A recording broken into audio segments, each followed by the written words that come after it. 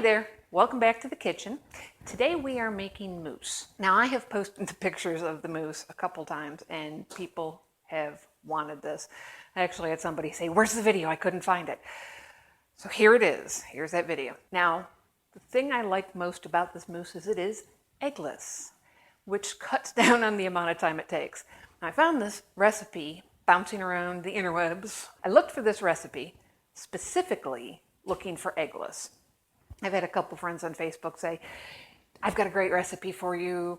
You got to do this and it's got eggs and blah, blah, blah. And no, easy. I like easy. I like tasty and easy. And that's what my channel is pretty much all about. Not always easy, sometimes time consuming, but tasty and preferably easy. So I found this recipe and I'm going off a script because it's me and that's pretty much what I do is I go off script. She talks about coarse dark chocolate, chopped up fine, again. Now you can take maybe semi-sweet chocolate chips. You can do that. Regardless of which, you still want to start with the water. So we've got a 1/4 cup of water. It's going in the pan.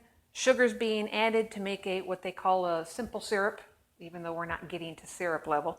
And then we are using cocoa powder. And the reason I like the cocoa powder, you get a lot of use out of it and you can make it exactly what you want. And yes, that is really pretty much it. Then we've got some heavy whipping cream and we are set to go. So I'm going to show you first how I get the chocolate mixture together, what I add, how much sugar, how much chocolate, and then we'll go across, of course, to the other part of the island where we will whip everything up. So let's get started. Move you over here, take a peek. What we're going to make is a simple syrup. Now, what is a simple syrup? It is essentially water with likely more sugar than you'd be able to get into it if it was just room temperature. We're going to heat it up. We're going to add a bunch of sugar. Then we're going to take our cocoa powder and we're going to get that in there and make a chocolate syrupy gloriousness. So let's get started. We're going to add our water. We're going to turn our temp on. We don't want to make this overly hot. What we want it to be is warm. And while I would normally use a cooking fork or possibly a spoon for this because it'll make lots of noise, we're going to use a little silicone-y, rubbery implement. So we're heating up our water and what we are adding is 3 tablespoons of sugar, just granulated, nothing real fancy. So let's see, we've got 1, 2, I don't know why, but I love using this thing. And then we've got 3, and a little more for good measure. We want to get it melted. We don't want this boiling. We don't necessarily want it hot. We want it melted. And the reason we don't want it hot is because we want to use it fairly soon. So I'm going to pull this actually right off, and you can see those aren't bubbles. Those are still sugar granules, but you can see they're pretty much gone. This is as hot as we want to get it. Now, how hot is it? I'm going to pull a stupid. No, it's not that bad. Over room temperature. It is warm, but that's as warm as we want to make it. So we're going to turn our burner off. And again, I'm going to test it because what I want to see is how sugary it is. How sugary it is going to tell us how chocolate-y, whatever. It's going to affect our syrup. And we want it right. When we put the cocoa powder in there, it's going to temper it a little bit. And then when we mix it with the heavy cream, it's going to temper it even more. So we do want it a little bit sweeter than maybe we'd want, but not much, because you can very quickly over sugar this. So we're going to test it. Now you can't really smell sweet, so I kind of have to do this the old-fashioned way by tasting stuff. Oh my goodness, we're going to put a little bit more, not much. Probably and I know that doesn't seem like a whole lot, but you'd be surprised what little tiny amounts can really make a difference. We're going to make sure that is melted in there. We want the sugar completely melted before we add the cocoa powder. Now, what am I looking for? For a complete lack of crystals. Now, as far as the whole syrup, it's water. It's not syrupy. We aren't going for a really strong, syrup. Next, I have 2 different cocos. I have Special Dark and I have regular. They are both unsweetened, obviously, or we wouldn't be putting sugar in them. Now the special dark is a blend of natural and Dutch cocoas. And then this is what you would normally think of as milk chocolate. We're going to put both of them in there. We are going to do mostly the regular 100% normal cocoa. And then we're going to add some of the dark in there as well, because I do like the dark. So we have powder of the gods. We're doing about a 1/4 cup. Now her recipe talks about 7 ounces dark chocolate coarsely chopped. Now I've had to kind of play with this a little bit because 7 ounces does not work in the same vein as powder, because obviously that's 8 ounces. We are not using the whole thing. And I started with the 1/4 cup, and what I want to do is I want to get it all mixed together. I'm going to turn my temp back on. So we got it on low. We want to get this mixed in, we want to taste it, and then we want to adjust it from there. Of course, I am going to put some of the dark chocolate in there as well. But we've started with a 1/4 cup of the regular. Now what we're looking for is lumpless. We want no lumps. Now you can see that is still watery, which is not what we want, so we need to have more. But again, we're going to taste it. That is not nearly chocolatey enough. So I want to now go to my dark, and we're going to take a tablespoon and put that in there, and then we're going to stir again. All right, let's try this. Much nicer. Got a bit of a thickness to it. We are looking for that. And what do we got for, see? Give you a little idea, and then I get to eat this. That is good. Does it need more chocolate? Yes, but I think we're going to do 1/2 a tablespoon of the regular non-dark, and that'll be it. So we'll just get this mixed up, and then we will move over to the island. So now what? Now we make our mousse. The bowl has been in the freezer. As you can tell from the frostiness, it is a clear bowl. It's all frosty. I put the whipping cream in there for about 10-15 minutes as well. You do not want to freeze this, but getting it uber cold is not a bad thing. Now this is 1 pint. What is 1 pint? 1 pint is 2 cups. What we want to do is we are going to take 1 cup of this, a little over 1 cup. We are going to make that into our mousse. Then we're going to take a 1/2 a cup, turn that into our middle layer. Then we're going to take the other 1/2 a cup and make that our whipped cream. So let's start. Mix it up, get the top off, make a mess. That's what I do. Hush. 1 cup, and put that in there. Now, we want to whip this a little bit, then we're going to add our chocolate, then we're going to whip it more. We're going to do this on medium. Incidentally, mixer, at least 15 years old. Still runs like a champ. What do we have? It's frothy, and that's what we want. We are going to take most of this chocolate. You can see it's thickened up, and we are going to put this in here. Why most? Because our little mid layer needs to have a little color with it as well. There's our, and yeah, we're not leaving much. What we're going to do is we're going to reuse this bowl to make our mid layer, and then a fresh bowl for the fluffy white whipped cream topping. And now we mix it together, start on medium, get it all combined. We're going to use this to scrape down the sides, and then we're going to go on high and make it very whipped. I'm going to pause here for a second, and here's why. I want you to watch it closely. It's going to be on high, and I'm going to have it fast sped up, but I'm going to slow it down as it starts to get. And I want you to watch it just all of a sudden gel.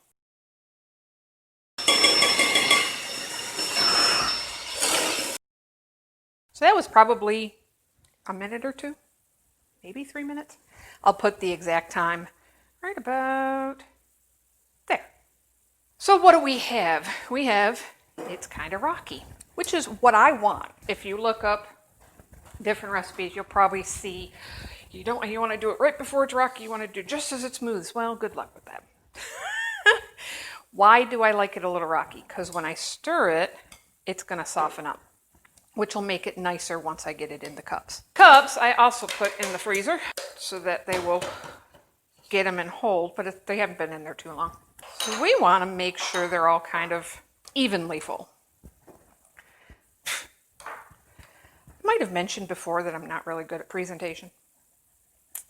I like yummy stuff. I don't care if it looks good. Here's that.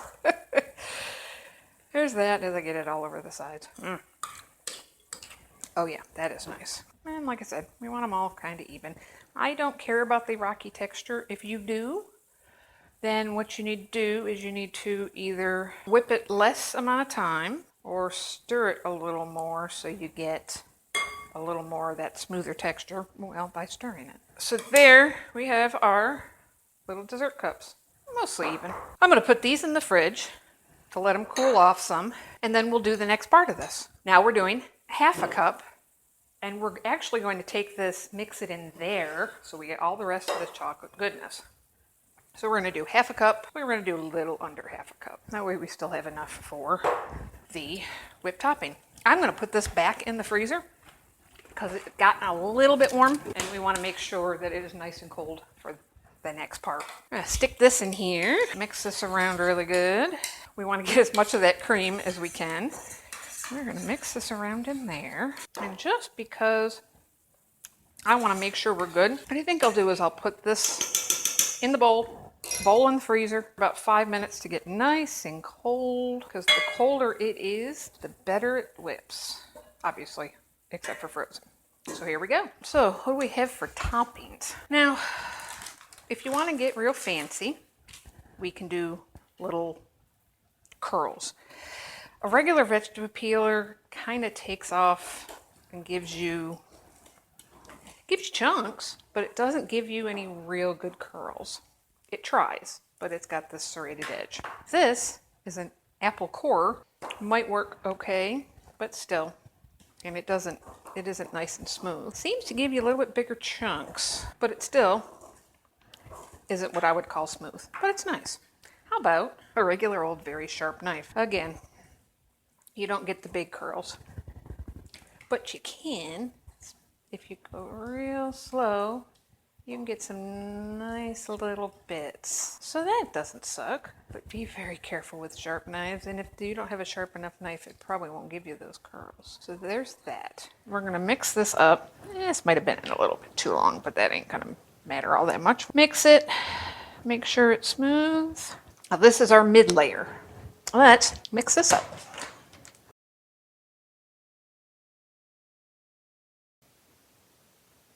Middle color.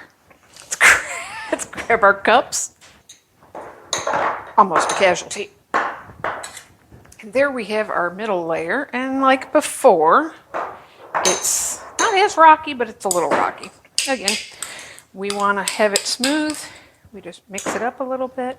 Obviously, there's not going to be as much of this on there. We're just giving ourselves a little bit of contrast. Making it look pretty, I guess.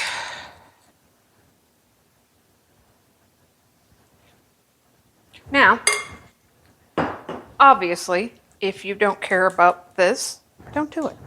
If you want it more of a contrast, do a little less of the regular chocolate and a little more of this kind of mid-range chocolate. Or, of course, you can do a nice little mix of both. You could do some of the middle, you can put the middle on the bottom and the darker stuff on top. It's the neat thing about learning to cook instead of learning a recipe, is you learn that you can do stuff.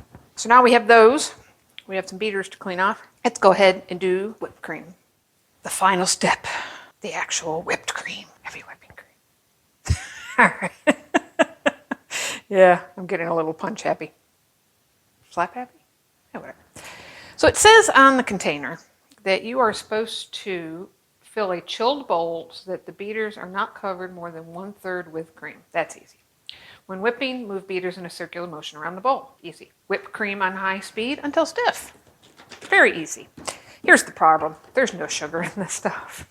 I know that's terrible, but it's not sweet. So we're going to make it sweet. But unlike using our simple syrup, we really don't want to thin this down because there's no reason to. So what we are going to do instead is we are going to mix the heavy whipping cream with confectioner's sugar. Who else says confectionery sugar? How about powdered sugar? It's just easy that way. We're gonna add some powdered sugar. We're gonna add 1, 2-ish teaspoons in there, and I'm gonna whip it a little bit, see how the sweetness is, and we'll go from there. The thing to remember, if you look at the top or look at the package, it says 10x powered. Just means it's sweeter than regular sugar and it needs more. It's not even halfway there, so let's go ahead and put 1, 2, and a little more. And again, out. And we try it again.